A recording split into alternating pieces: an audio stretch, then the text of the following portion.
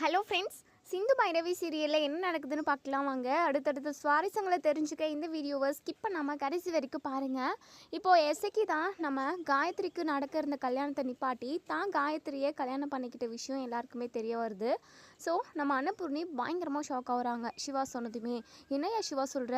அப்போது செலியனுக்கும் காயத்ரிக்கும் நடக்க இருந்த கல்யாணத்தை இந்த எசைக்கு தான் ஆட்கள் வச்சு செலியனை கடத்தி இந்த எசைக்கு காயத்ரி கல்யாணம் பண்ணிக்கிட்டானா அப்படின்னு சொல்லிட்டு பயங்கர அதிர்ச்சி ஆகுறாங்க.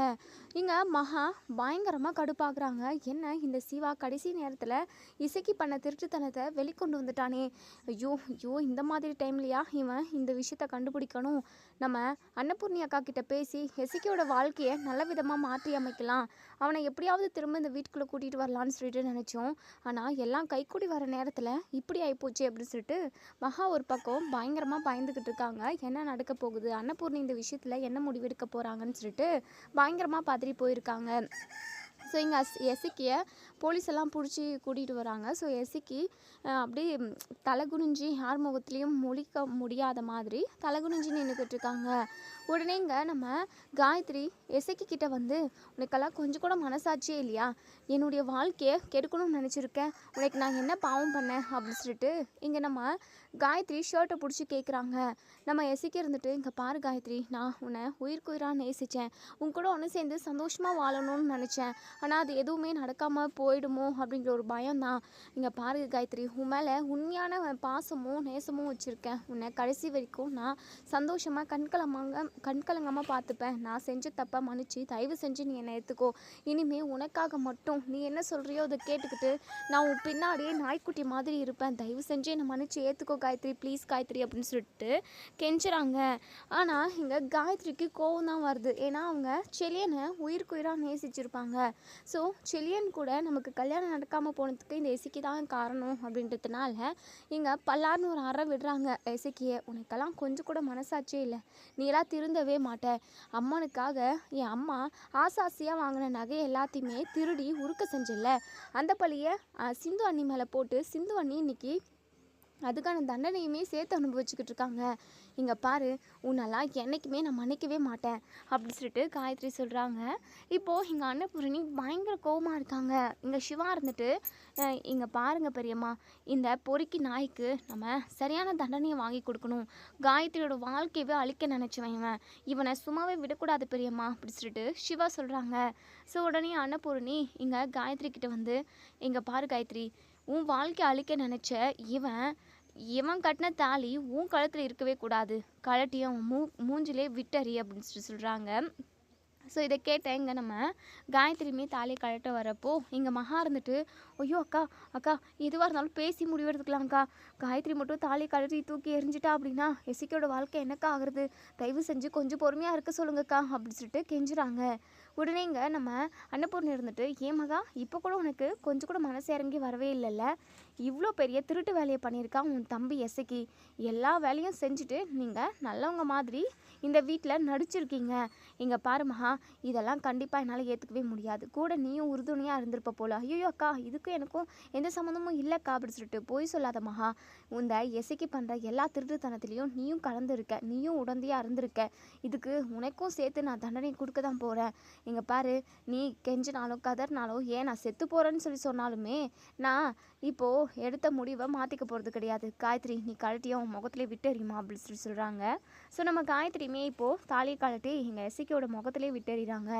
எசைக்கிக்கு அப்படியே இடியே விழுந்த மாதிரி இருக்குது. காயத்ரி, தயவு செஞ்சு என் மனசை புரிஞ்சுக்கோ காயத்ரி, நான் ஏதோ சின்ன சின்ன தப்புகள் செய்ய தான் செஞ்சேன், அது எல்லாமே மிகப்பெரிய தப்பு தான், பெரிய மனசு பண்ணி நீ அதை மன்னிச்சு என்னை உன் புருஷனாக ஏற்றுக்கோ காயத்ரி, இனிமேல் நீ என்ன சொல்கிறியோ அதை கேட்டு நடந்துக்கிறேன் காயத்ரி, ப்ளீஸ் காயத்ரி, அதாவது என் வாழ்க்கையே என் உலகமே நீ தான், உனக்காக தான் நான் இந்த வீட்டுக்குள்ளவே வந்தேன், ப்ளீஸ் காயத்ரி அப்படி இப்படின்னு சொல்லிட்டு கெஞ்சுறாங்க. இங்கே பாரு, நீ என் முகத்திலே முழிக்கக்கூடாது அப்படின்னு சொல்லிட்டு காயத்ரி சொல்லிடுறாங்க. இப்போது நம்ம சிந்துவை வீட்டை விட்டு வெளியே போப்போன்னு சொல்லிட்டு அன்னபூர்ணி சொல்லிக்கிட்டே இருந்திருப்பாங்க. ஏன் அப்படின்னா சிவாவோட ஜாதகத்தில் சிந்து கூட இருந்தாங்க அப்படின்னா சிவாவோட உயிருக்கே ஆபத்து வரும் அப்படின்னு சொல்லிட்டு இங்கே மகா வந்து அன்னபூர்ணிக்கிட்ட சொன்னதுனால தான் சிவாவோட உயிருக்கு ஏதோ ஆபத்து வரப்போகுது அப்படின்னு சொல்லிட்டு நம்ம அன்னபூர்ணி சிந்துவை வீட்டை விட்டு வெளியே போக சொல்லி துரத்திருப்பாங்க. ஸோ சிந்து இருந்துட்டு கட்டன்டேட்டாக சொல்லியிருப்பாங்க, கண்டிப்பாக நான் டாக்டரை விட்டு எங்கேயுமே போக மாட்டேன், டாக்டருக்கு நான் உயிரோடு இருக்கிற வரைக்கும் எந்த ஒரு ஆபத்தையுமே வரவிட மாட்டேன் அப்படின்னு சொல்லிட்டு எங்கே நம்ம சிந்து வந்து சொல்லியிருப்பாங்க. ஸோ இப்போது நடக்கிற பிரச்சனையில் நடக்கிற கலவரத்தில் இந்த சிந்துனால் தான் இப்போது இந்த விஷயமே எல்லாருக்குமே தெரிய வந்திருக்கு. அதே சமயம் காயத்ரியை அந்த மாறனோட ஆட்கள் கிட்ட இருந்து காப்பாற்றினதுமே நம்ம சிந்து தான். ஸோ அப்படி இருக்கிறப்போ சின்னதாக நம்ம அன்னபூர்ணி மனசில் இங்கே நம்ம சிந்து மனசில் இடம் பிடிச்சிருக்காங்கன்னு கூட சொல்லலாம். ஸோ சிந்துவும் சிவாவும் ஒன்று சேரத்துக்கான நிறைய வாய்ப்பு இருக்குது. ஸோ அவங்க 2 பேருமே ஒன்று சேரணும். அப்படி ஒன்று சேர்ந்தால் ரொம்ப நல்லாயிருக்கும் அப்படின்னு நினைக்கிறவங்க இந்த வீடியோ கீழே கமெண்ட் பண்ணி தெரிவிங்க. இப்போ இங்கே அதாவது அன்னபூர்ணி இருந்துட்டு சஞ்சய் தம்பி இந்த எஸ்சிக்கியை நீங்கள் ஜெயிலில் போட்டுருங்க, இவன் வெளியவே வரக்கூடாது அப்படின்னு சொல்லிடுறாங்க. ஸோ இங்கே எஸ்சிக்கையுமே அரெஸ்ட் பண்ணி கூட்டிகிட்டு போயிடுறாங்க. இங்கே பைரவி இருந்துட்டு மகா கிட்ட வந்து இங்கே பாருங்கள், நீங்களும் உங்கள் தம்பியும் இந்த குடும்பத்துக்காக எவ்வளவோ துரோகத்தை செஞ்சுருக்கீங்க, உங்களை மாதிரி ஒரு நன்றிக்கிட்ட நாய்களை எங்கேயுமே பார்த்தது கிடையாது, அன்னபூர்ணியத்தை உங்களுக்காக எவ்வளவோ செஞ்சுருக்காங்க, ஒவ்வொன்றுமே உங்களுக்கு பிடிச்ச மாதிரி பார்த்து செஞ்சுருக்காங்க, ஆனால் அவங்களுக்கு எவ்வளோ பெரிய துரோகம் செஞ்சுருக்கீங்க, அவங்க பொண்ணோட வாழ்க்கையை கெடுக்கணும்னு நினச்சிருக்கீங்க. இங்கே பாருங்கள், உங்களுக்கு ஒரு பொண்ணு இருந்து இப்படி அவங்க அந்த பொண்ணோட வாழ்க்கை கெட்டிருந்தது அப்படின்னா கண்டிப்பாக அப்போ தெரிஞ்சிருக்கும் அந்த வழி உங்களுக்கு என்னன்னு சொல்லிட்டு அப்படின்னு சொல்லி பைரவியுமே இங்கே மகாவை நாக்கு பிடுங்குற மாதிரி 4 கேள்வி கேட்குறாங்க. இப்போது இங்கே நம்ம காயத்ரி பயங்கரமாக அழுதுகிட்டே இருக்காங்க, தான் வாழ்க்கை இப்படி ஆகிப்போச்சே அப்படின்னு சொல்லிட்டு பயங்கரமாக அழுகவும் இங்கே நம்ம சிவா இருந்துட்டு இங்கே பாருங்கள் பெரியம்மா, காயத்ரி அழுதுகிட்டே இருக்கா, அவளுக்கு நீங்கள் 4 வார்த்தை ஆறுதலாக சொல்லுங்கள், அதுவும் அவளுக்கு பிடிச்ச மாதிரி இனிமேல் அவள் வாழ்க்கையில் எல்லாமே நடக்கணும், அதுக்கு தகுந்த மாதிரி அவகிட்ட ஆறுதலான ஒரே ஒரு வார்த்தையை சொல்லுங்கள் பெரியம்மா அப்படின்னு சொல்லிட்டு இங்கே சிவா சொல்கிறாங்க. ஸோ அன்னபூர்ணி இங்கே நம்ம காயத்ரி கிட்ட வந்து இங்கே பாரு காயத்ரி, நீ எதுக்காகவும் அழுகாத, அதான் இது எஸ்ஐக்கு ஃப்ராடு பண்ணி உன்னை கல்யாணம் பண்ணியிருக்கான்ற விஷயம் இப்போ வெட்ட வெளிச்சமாக எல்லாருக்குமே தெரிஞ்சு போச்சு இல்லை, அவனையும் அரெஸ்ட் பண்ணி கூட்டிகிட்டு போக சொல்லியாச்சு, இனிமேல் அந்த எஸ்ஐக்கியால் உனக்கு எந்த பிரச்சனையும் வராது, அதே சமயம் இந்த அம்மா உனக்காக ஒரு நல்ல முடிவு எடுத்திருக்கேன், நீ ஆசைப்பட்ட மாதிரி நீ காதலிச்ச பையனை செலியனவே கல்யாணம் பண்ணிக்கிட்டு சந்தோஷமாக இருக்கணும், நம்ம ஜாம்னு கல்யாணத்தை நடத்தலை அப்படின்னாலுமே சிம்பிளாக ஒரு கோவிலுக்கு போயிட்டு 2 பேருக்குமே கல்யாணத்தை நான் பண்ணி வைக்கிறேன், நீ பயப்படாத, நீ தைரியமாக இரு, நீ ஆசைப்பட்ட மாதிரி சந்தோஷமாக நீ உன் வாழ்க்கை நீ சிறப்பாக வாழலாம் அப்படின்னு சொல்லிட்டு அன்னபூர்ணி சொல்கிறாங்க. ஸோ இதை கேட்டீங்க நம்ம காயத்ரிக்கு ரொம்ப சந்தோஷமாக இருக்குது. உடனே இங்கே அவங்க அம்மாவை கட்டி பிடிச்சிக்கிட்டு பயங்கரமாக அழுகிறாங்க. உடனே இங்கே நம்ம காயத்ரி இங்கே நம்ம அன்னபூர்ணிக்கிட்ட, அம்மா எனக்காக இன்னொரு விஷயமும் நீ செய்யணுமா அப்படின்னு சொல்கிறாங்க. உடனே இங்கே நம்ம அன்னபூர்ணியுமே, என்ன காயத்ரி நீ என்ன கேட்டாலும் நான் செய்யறதுக்கு தயாராக தான் இருக்கேன் அப்படின்னு சொல்லவும், அம்மா எனக்கு சத்தியம் பண்ணுங்கம்மா, எனக்கு சத்தியம் பண்ணி கொடுங்க, நீ எனக்கு செஞ்சு தரேன்னு சொல்லிட்டு அப்படின்னு சொல்லி கேட்கவும், என்னென்னு முதல்ல விஷயத்த சொல்லுமா அப்படின்னு சொல்லி கேட்குறாங்க. ஃபஸ்ட்டு நீங்கள் சத்தியம் பண்ணுங்கம்மா, விஷயம் என்னன்னு தெரிஞ்சால் நீங்கள் யோசிப்பீங்க, ஆனால் எனக்கு முன்னாடியே வாக்கு கொடுத்துட்டீங்க அப்படின்னா யோசிக்காமல் நீங்கள் அந்த விஷயத்த எனக்கு செஞ்சு கொடுத்துருவீங்க அப்படின்னு சொல்லிட்டு காயத்ரி கேட்குறாங்க.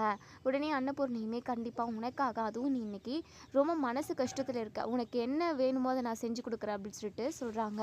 உடனே இங்கே நம்ம அதாவது சத்தியம் பண்ணதுமே காயத்ரி இருந்துட்டு, அம்மா அது சிந்து அண்ணி நம்ம வீட்டுக்காக ரொம்ப நல்லது மட்டும்தாம்மா செஞ்சுருக்காங்க, இப்போ வரைக்குமே நான் பார்க்குறேன் அவங்க மனசில் கெட்ட எண்ணம்னு சொல்லிட்டு எதுவுமே இல்லை, மகாஜித்தி இந்த வீட்டில் ரொம்ப வருஷமாக அவங்க கூட இருக்காங்க, அவங்களுக்காக நீங்கள் எவ்வளவோ செஞ்சுருப்பீங்க, ஆனால் அதை கொஞ்சம் கூட மனசில் வச்சுக்காம என்னுடைய வாழ்க்கையை அழிக்கணும்னு நினைக்கிறாங்க, அது மட்டும் இல்லாமல் உங்களுக்கு துரோகம் பண்ணுறாங்க, உங்களுக்கே தெரியாமல் உங்கள் பீரோவில் பணம் திருடுறாங்க, அது மட்டும் இல்லாமல் நீங்கள் ஆசையாக செஞ்ச அம்மனுக்கு செஞ்ச தங்க நகைகளை திருடி உருக்க நினச்சிருக்காங்க, இப்படி நிறைய கெடுதல் செஞ்சுருக்காங்க, இந்த வீட்டுக்கு கெடுதலே செய்கிற இந்த மகாசித்தி நம்ம வீட்டிலே இருக்கக்கூடாது அப்படின்னு சொல்லிட்டு இங்கே நம்ம காயத்ரி சொல்கிறாங்க. அதே சமயம் சிந்து அண்ணியும் சிவா அண்ணனும் 2 பேரும் ஒன்று சேரணும், அவங்க 2 பேரையும் ஒன்று சேர்த்து வைங்க, சிவா அண்ணனுக்குமே சிந்து அண்ணியும் ரொம்ப பிடிச்சிருக்கு, அப்படி இருக்கிறப்போ அவங்க 2 பேரையும் பிரித்து வச்சு அந்த பாவத்தை நீங்கள் தலையில் கட்டிக்காதீங்க அம்மா, தயவு செஞ்சு அவங்க 2 பேரையும் ஒன்று சேர்த்து வைங்கம்மா அப்படின்னு சொல்லிட்டு கேட்குறாங்க.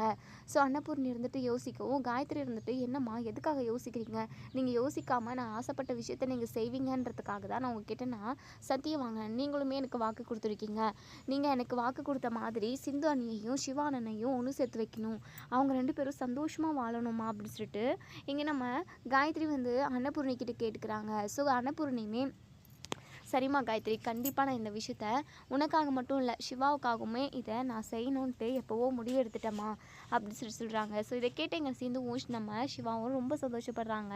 உடனே ஆறுமுகம் அன்னபூர்ணிக்கிட்ட வந்து, அம்மா சூப்பர்மா, சூப்பரான முடிவு எடுத்திருக்கீங்க. கண்டிப்பாக சிவாவும் சிந்துவும் ஒன்று சேர்ந்து வாழணுமா. ஏன்னா 2 பேரும் ஒருத்தர் மேலே ஒருத்தர் உயிரியே வச்சுக்கிட்டு இருக்காங்க. இப்படி இருக்கிறவங்கள நம்ம பிரித்து வச்சோம் அப்படின்னா கண்டிப்பாக அந்த பாவம் நமக்கு தானே வந்து சேரும்.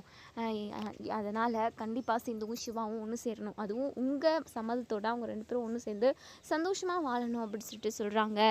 ஸோ இப்போது இங்கே மகா இருந்துட்டு எங்கள் அன்னபூர்ணிக்கிட்ட வந்து, இங்கே பாருங்கக்கா எல்லாரும் சொல்கிறாங்களேன்னு சொல்லிட்டு சிந்துவையும் சிவாவையும் ஒன்று சேர்த்து வச்சு நான் கஷ்டப்பட்டு 10 மாதம் என் வயிற்றில் சுமந்து பெற்ற பிள்ளைக்கு ஏதாவது ஆபத்து வர வச்சிட போகிறீங்க அக்கா. தயவு செஞ்சு இந்த விஷயத்தில் நீங்கள் கொஞ்சம் யோசித்து முடிவெடுங்கக்கா. ஏன்னா என் பையன் உசுருக்கே ஆபத்துன்றப்போ கண்டிப்பாக நீங்கள் யோசித்து தான் ஆகணும். ஏன்னா ஜாதகத்தில் அவங்க 2 பேருக்குமே பொருத்தம் இல்லை. அவங்க 2 பேரும் ஒன்று சேர்ந்து வாழ்ந்தாங்க அப்படின்னா கண்டிப்பாக ஏதாவது ஒரு உயிர் சேதாரம் நடக்கும்னு சொல்லியிருக்காங்க. அப்படி இருக்கிறப்போ அவங்க 2 பேரையும் ஒன்று சேர்த்து வைக்கிறதுக்கு முன்னாடி நீங்கள் 1000 டைம் யோசிக்கணும். அப்படி நீங்கள் என் பேச்சை மீறி அவங்க 2 பேரும் நான் ஒன்று சேர்த்து வச்சே தான் ஆகுவேன் அப்படின்னு சொல்லிட்டு உறுதியாக இருந்தீங்க அப்படின்னா நாளைக்கு என் பையனுக்கு ஏதாவது ஒன்று நடந்துச்சு அப்படின்னா நான் உங்களை சும்மாவே விட மாட்டேன் அப்படின்னு சொல்லிட்டு இங்கே நம்ம அதாவது மகா வந்து சொல்கிறாங்க. ஸோ இதை கேட்ட அன்னபூர்ணி இருந்துட்டு, இங்கே பாரு எல்லாமே நம்ம மனசு தான் காரணம். நம்மளோட தலைவிதி எவ்வளோ நாள் இருக்கோ அவ்வளோ நாள் மட்டும்தான் நம்ம இந்த உலகத்தில் நம்ம வாழ முடியும். அதையும் தாண்டி ஏதாவது நடக்கும் அப்படின்னா கண்டிப்பாக அந்த கடவுள் இதை பார்த்துக்கும். கடவுளோட செயல் தான் எல்லாமே. மற்றபடி ஜாதகம் அது இதுனெல்லாம் நான் இனிமேல் நம்புறதுக்கு தயாராக இல்லை அப்படின்னு சொல்லிட்டு சொல்கிறாங்க. ஸோ உடனே இங்கே மகா இருந்துட்டு, அக்கா என் பையன் விஷயத்தில் நீங்கள் விளையாட்டாக முடிவெடுக்கிறீங்க. என் பையனோட உசுருக்கு மட்டும் ஏதாவது ஆகட்டும், அதுக்கப்புறம் இந்த மகாவோட இன்னொரு முகத்தை நீங்கள் பார்ப்பீங்க அப்படின்னு சொல்லிட்டு பயங்கர ஒரு கோவமாக அங்கேருந்து கிளம்புறாங்க மகா. ஸோ இப்போது அன்னபூர்ணிக்குமே ஒரு பக்கம் ஒரு மாதிரி நெஞ்சில் குறுகுறுன்னு தான் இருக்குது. ஏன்னா இவங்க 2 பேரையும் ஒன்று சேர்த்து வைக்க போய் சிவாவோட உயிருக்கு ஆபத்தாயிடுச்சு அப்படின்னா கண்டிப்பாக நம்ம மனசு தாங்கிக்காது, யாருமே நிம்மதியாக இருக்கவே முடியாது அப்படின்ற மாதிரி யோசிக்கிறாங்க. சரி எல்லா பாரத்தையுமே நம்ம கடவுள் மேலே போடுவோம் அப்படின்னு சொல்லிட்டு இங்கே நம்ம அன்னபூர்ணி வந்து நினைக்கிறாங்க. ஸோ மறுநாள் காலையில் இங்கே நம்ம செலியனுக்கும் காயத்ரிக்கும் கோவிலுக்கு கூட்டிகிட்டு போயிட்டு 2 பேருக்குமே கல்யாணம் பண்ணி வைக்கிறாங்க நம்ம அன்னபூரணி. ஸோ எல்லாருமே ரொம்ப சந்தோஷமாக இருக்காங்க. ஆனால் மகா மட்டும் வயிறு எரிஞ்சுக்கிட்டு இருக்காங்க. நம்ம தம்பியோட வாழ்க்கை இப்படி நாசமாக போயிடுச்சே, அந்த செலியை நான் அன்றைக்கே கொன்று போட்டு சொல்லியிருக்கணும் அப்படின்னு சொல்லிட்டு மகா வந்து நினைக்கிறாங்க. ஸோ காயத்ரி ரொம்ப ரொம்ப சந்தோஷமாக இருக்காங்க. தனக்கு பிடிச்சவனே, அதாவது நிறைய பிரச்சனைக்கு அப்புறம் தனக்கு பிடிச்சவங்க நமக்கு புருஷனாக வந்திருக்காங்க, இதை விட வேறு என்ன சந்தோஷம் வேணுன்ற மாதிரியெல்லாம் அவங்க மனசில் யோசிச்சுக்கிட்டு இருக்காங்க. இங்கே செலின்னு இருந்துட்டு, இங்கே பாரு காயத்ரி, இதுக்கு முன்னாடி நடந்த எல்லாத்தையுமே நீ மறந்துரு, நீயும் நானும் சந்தோஷமாக இந்த வாழ்க்கையை நம்ம வாழலாம், இந்த உலகத்தவே நம்ம சுற்றி வரலாம் அப்படின்ற மாதிரி சொல்கிறாங்க. ஸோ இங்கே நம்ம காயத்ரிக்குமே பயங்கர ஹாப்பி, செலியன் கூட வாழ்கிறது அவங்களுக்கு ரொம்ப பிடிச்சிருக்கு. ஸோ அவங்க நினச்ச மாதிரி கல்யாணமும் நடந்துச்சு. இப்போ வீட்டுக்கு கூட்டிகிட்டு போயிட்டு செய்ய வேண்டிய எல்லா சடங்குகளும் செய்கிறாங்க. ஸோ இப்போது இங்கே சிந்து இருந்துட்டு சிவா கிட்ட, டாக்டரே என்னுடைய கஷ்டம் கூட வீண் போகலை டாக்டரே, உங்கள் கூட ஒன்று சேர்ந்து வாழணும்னு சொல்லிட்டு நான் எம்பிட்டு ஆசைப்பட்டேன் தெரியுமா. காயத்ரியோட ஆசை எப்படி நடந்துட்டோ அதே மாதிரி என் ஆசையும் நடக்கும்.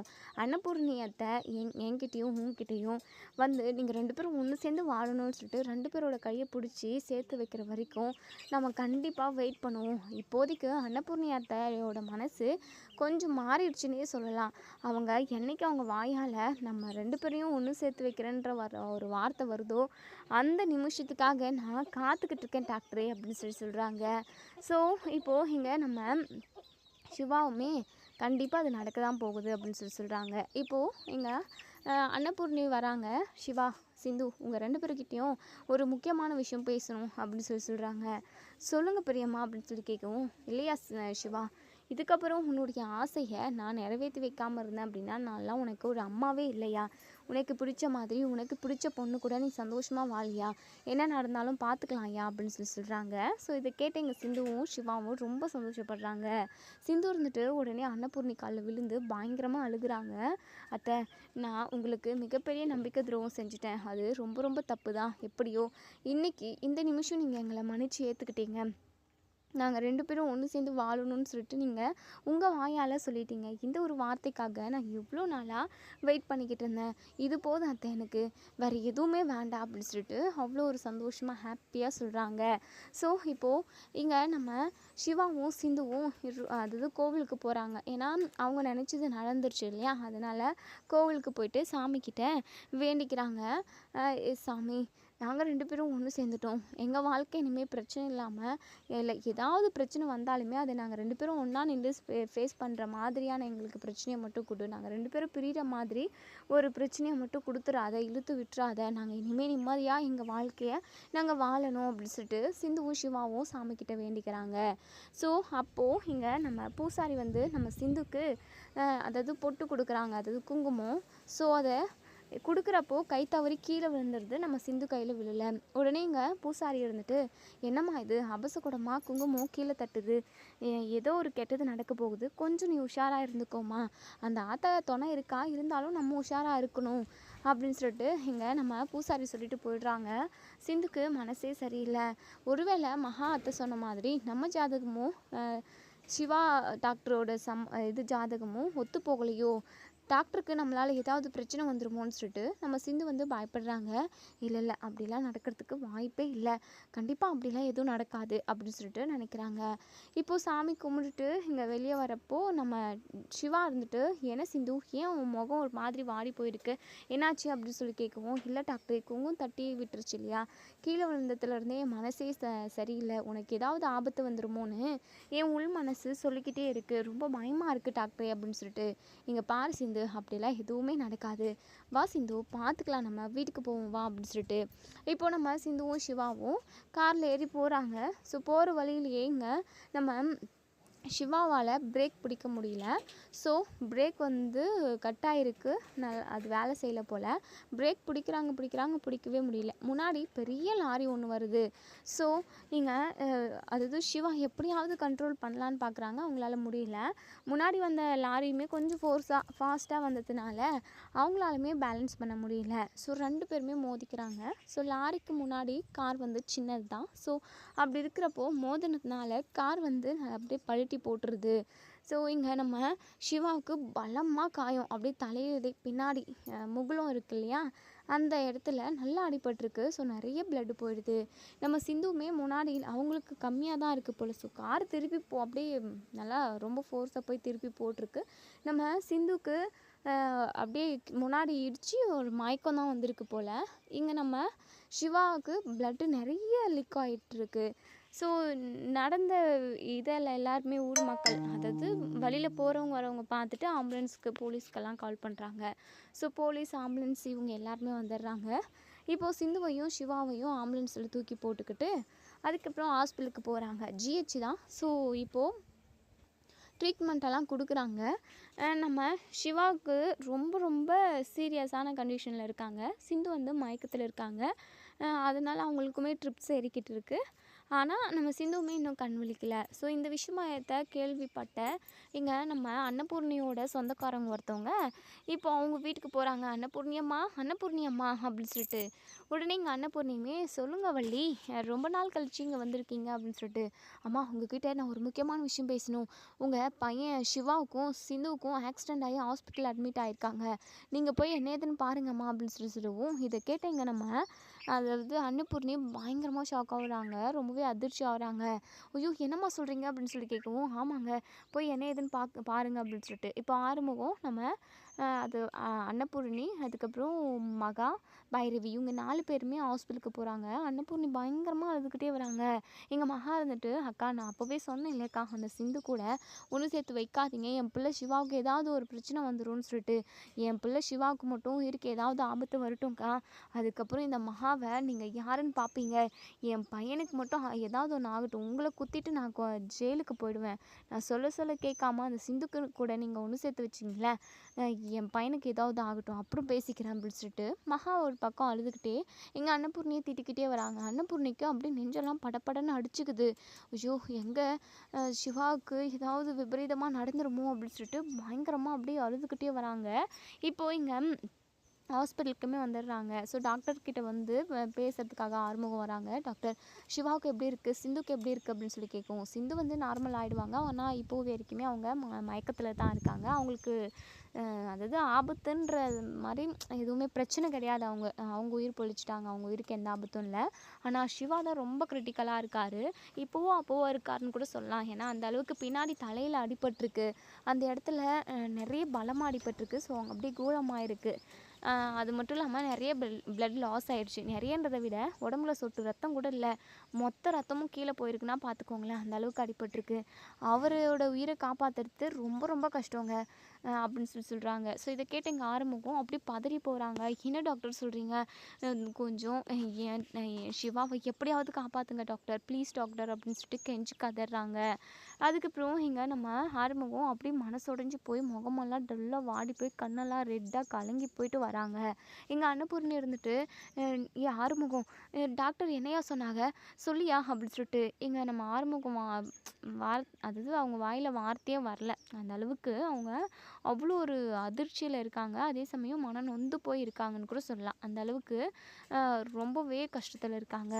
பைரவி இருந்துட்டு ஆறுமுகம் என்ன ஆறுமுகம், அதான் அத்தை கேட்குறாங்களா, எதுவுமே பேசாமல் நின்றா என்ன அர்த்தம், சொல்ல ஆறுமுகம், நீ இப்படி இருக்கிறத பார்த்தா எங்களுக்குமே நெஞ்செல்லாம் பதறுது, சொல்ல ஆறுமுகம் என்னாச்சு, அவங்க 2 பேரும் நல்லா இருக்காங்களா அப்படின்னு சொல்லிட்டு உடனே இங்கே மகா இருந்துட்டு ஏன் ஆறுமுகம் என்னடா ஆச்சு உனக்கு, அதான் எல்லாரும் கேட்டுக்கிட்டு இருக்கோம்ல என்னாச்சுன்னு சொல்லி தொலையண்டா, என் பிள்ளை சிவாவுக்கு எதுவும் ஆகலைல்ல அப்படின்னு சொல்லிட்டு ஒரு பக்கம் அவங்க கத்தி கேட்கவும் இங்கே ஆறுமுகம் இருந்துட்டு அம்மா சிந்து நல்லா தான் இருக்காளாம், ஆனால் சிவாவை காப்பாற்றுறதே கஷ்டம், உடம்புல ஒரு சொட்டு ரத்தம் கூட இல்லை, தலையில் அடிபட்டிருக்கு, இன்றைக்கும் நாளைக்கும் தான் இருக்குது அப்படின்னு சொல்கிறாங்கம்மா அப்படின்னு சொல்லிட்டு எங்கள் ஆறுமுகம் அழுதுகிட்டே சொல்கிறாங்க. ஸோ இதை கேட்ட இங்கே நம்ம அன்னபூர்ணிக்கு நெஞ்சு வலியும் வர மாதிரி இருக்குது. அப்படியே நெஞ்சு மேலே கையை வச்சுக்கிட்டு கீழே சேர் மேலே உட்காந்துடுறாங்க. மகாவுக்குமே பயங்கர பதட்டமாக இருக்குது. ஏன்னா என்ன தான் இங்கே நம்ம சிந்துவை சிவா கிட்டேருந்து பிரிக்கணும்னு மகா நினச்சாலுமே தான் பிள்ளை இல்லையா சிவா, 10 மாதம் சுமந்து பெற்ற பிள்ளை, அவங்க மேலே பாசம் இருக்க தானே செய்யும். அந்த வகையில் பார்த்தோம் அப்படின்னா மகாவுமே ரொம்பவே நொறுங்கி போகிறாங்க. ஐயோ என் பிள்ளைக்கு எதுவும் ஆகக்கூடாது, ஐயோ அக்கா அப்போவே நான் படித்து சொன்னனே, நீங்கள் நான் சொல்கிறத கேட்காம சிந்துவையும் சிவாவையும் ஒன்று சேர்த்து வச்சுங்க, ஒன்று சேர்த்து வச்சு ஒரு நாள் கூட ஆகலை பார்த்தீங்களா, அந்த சிந்து நல்லா கல் மாதிரி இருக்காளாம், ஆனால் என் பிள்ளை தான் உசுருக்கு போராடிக்கிட்டு இருக்கான், ஐயோ என் பிள்ளை வழியில் எப்படி அனுபவிக்கிறானோ கடவுளே, ஐயோ அவன் உசுரோடு வந்துடணும், அவன் உசுருக்கு எதுவும் ஆகக்கூடாதுன்னு சொல்லிட்டு இங்கே மகா அப்படியே பயங்கரமாக அழுதுகிட்டு இருக்காங்க. எங்கே நம்ம அன்னபூரணி நெஞ்சில் அப்படியே இடி விழுந்த மாதிரி இருக்காங்க. உங்களால் பேச்சு மூச்சு கூட இல்லை, அந்த அளவுக்கு ஒரு செத்து போன மாதிரி தான் உட்காந்துருக்காங்க. ஏன்னா அவங்க உடம்புல உயிரே இல்லை. ஏன்னா சிவா மேலே தான் மொத்த உயிருமே வச்சுருக்காங்க. இப்போது சிவாவை அந்த ஐசியூவில் வச்சுருக்காங்க. ஸோ அதனால் வெளியிலேருந்து கதவுலேருந்து பார்க்குறாங்க எட்டி. ஸோ சின்னதாக ஒரு பாக்ஸ் மாதிரி தான் தெரியும் உள்ள. ஸோ அங்கேருந்து பார்க்குறாங்க. சிவாவுக்கு அங்கங்கே அதாவது அந்த வயிறு அது இதுன்னு என்னென்னவோ போட்டு வச்சுருக்காங்க. ஸோ அதெல்லாம் பார்த்துட்டு ரொம்பவே நொறுங்கி போகிறாங்க நம்ம அன்னபூரணி. ஐயோ என் புள்ள சிவா இல்லைன்னா நான் எப்படி இருக்க போகிறேன், ஐயோ கடவுளே அப்படின்னு சொல்லிட்டு எங்கள் இன்னொரு சைடு சிந்து அப்போ தான் மயக்கத்துலேருந்து கொஞ்சம் கொஞ்சமாக அப்படியே வெளியே வராங்க. ஸோ பக்கத்தில் நர்ஸ் தான் இருக்காங்க. கண்ணை விழிச்சதுமே ஒரு மாதிரி இருக்குது, என்ன நம்ம ஹாஸ்பிட்டலில் இருக்கோம், அப்புறம் தான் அவங்களுக்கு ஆக்சிடெண்ட் ஆன ஞாபகமே வருது. ஐயோ என் டாக்டரு, சிஸ்டர் என் டாக்டரு, என் புருஷன் டாக்டர் எங்கே இருக்காங்க அப்படின்னு சொல்லிட்டு, ஓ அவராம்மா, அவர் ஐசியூவில் இருக்கார், ஐசியூலையா, என் புருஷனுக்கு அப்படி எதுவும் பெருசாக உசுருக்கு ஆபத்து ஆகிற மாதிரி பிரச்சனை இல்லைல்ல அப்படின்னு சொல்லி கேட்கவும் நர்ஸ் இருந்துட்டு அதாவது இவங்களும் பேஷண்ட் தானே, ஸோ அவங்களுக்கு ஏதாவது அதிர்ச்சியில் ஏதாவது ஆகிடும்னு சொல்லிட்டு அவர் நல்லா தான் இருக்கார், அவருக்கு எதுவும் இல்லை, மயக்கத்தில் இருக்கார், ஒரு பிரச்சனை இல்லைன்ற மாதிரி நர்ஸ் சொல்கிறாங்க. அப்போ தான் நம்ம சிந்துக்கு ரொம்பவே ரிலாக்ஸாக இருக்குது. டாக்டர் நான் இப்போவே பார்த்தாகணும், இங்கே பாருங்கள் அவங்க கொஞ்சம் உங்களை விட கொஞ்சம் இதாக கொஞ்சம் சீரியஸாக இருக்காங்க, மற்றபடி உயிருக்கெல்லாம் எந்த ஆபத்தும் இல்லை, அவங்க ஐசியூவில் இருக்காங்க, நம்ம நினைக்கிறப்ப பார்க்கக்கூடாது, அதுவும் இல்லாமல் நீங்களும் பேஷண்ட் அவங்களுக்கும் பேஷண்ட், 2 நீங்கள் இப்போ போயிட்டு அவங்கள பார்க்க முடியாது, கண்டிப்பாக இன்ஃபெக்ஷன் ஆகும், அப்படி இப்படின்னு என்னமோ சொல்லி சமாளிச்சிடுறாங்க. இப்போ இங்கே டாக்டர் வந்து திரும்பவும் நம்ம சிவாவை செக் பண்ணிக்கிட்டே 1 ஹவருக்கு 1 டைம் செக் பண்ணிக்கிட்டே இருக்காங்க. ஸோ அப்படி செக் பண்ணி பார்க்குறது அப்போது இங்கே சிவாவுக்கு உசிரே இல்லை, உயிர் போயிட்டுருக்கு போல்.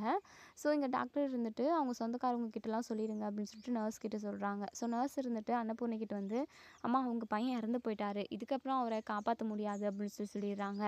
ஸோ இதை கேட்ட இங்கே நம்ம அன்னபூர்ணி ஐயோ சிவா அப்படின்னு சொல்லிட்டு அப்படி நெஞ்சு பிடிச்சிக்கிட்டு அப்படியே கீழே விழுந்துடுறாங்க.